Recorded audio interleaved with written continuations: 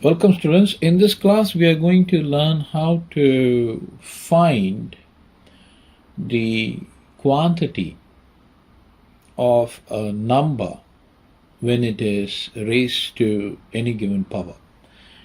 Of course, if I were to ask you what is 2 raised to the power of 2, you would immediately say it's 4.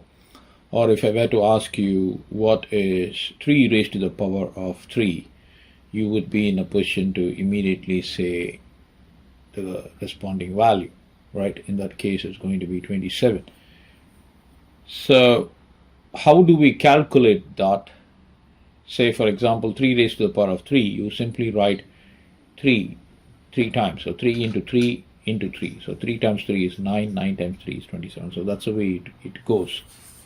Now, the point here, or I would say the issue here is, okay, we will be able to calculate numbers which are less in magnitude.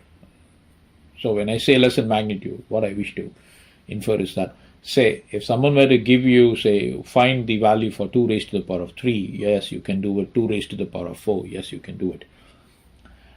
Because these are all simple to evaluate. But what if they were to ask you what is the value when 6.67408 into 10 raised to the power of negative 11 is raised to the power of 3? How are you going to calculate it? Because if you are dealing with physical quantities, say for example, this is the value of the gravitational constant which I've just placed on the screen. You can clearly see the value is 6.67408 into 10 to the power of negative 11.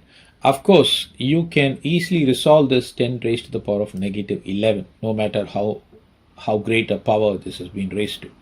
But resolving this 6.67408 to the power that is being given in the system, that would be a challenge. And that is where we need to use computational programming languages which are scientifically sensitive. Languages like C and C++ and Fortran.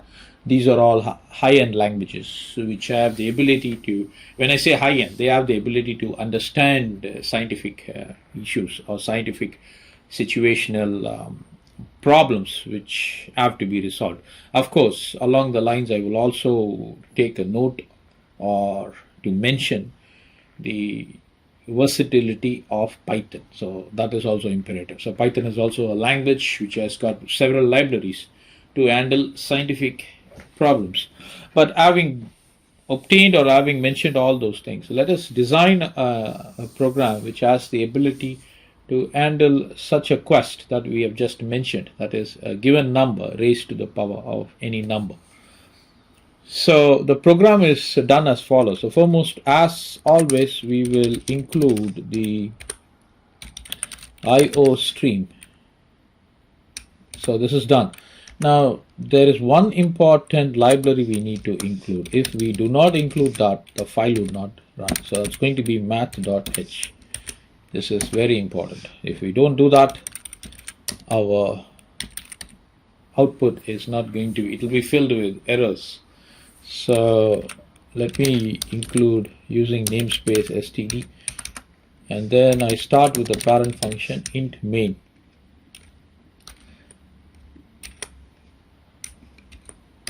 So I need to declare some variables. So imagine I'm giving, say, 6.67408, like the number that I've just shown you there when I started this lecture. So let me take that to be a float variable. And if I want the value of n, the exponent, that can also be float. Not necessary, but at times it can become float. So that is exactly what I'm giving room for. So I'm declaring 2 variables, after which I'm going to I will also include one more variable called as result. So next, cout, please enter the base, right? So the base would be the number which is actually raised, and that would be given by the user and we need to collect that. So Cn, I'm collecting it using x, and next I will ask the user to enter the exponent. Please enter the exponent. So that would also be collected from the user. So in this case it's n. And now we need to calculate the result. So result is equal to, there is a beautiful function which is called as POW. So all we need to do is include that and then place x comma n. That is all we need to do. And then print the result. The result is equal to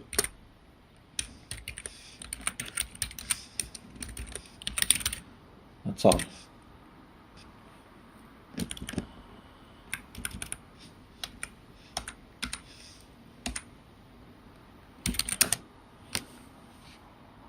And that is sufficient for us to place the return 0, and then we complete the block.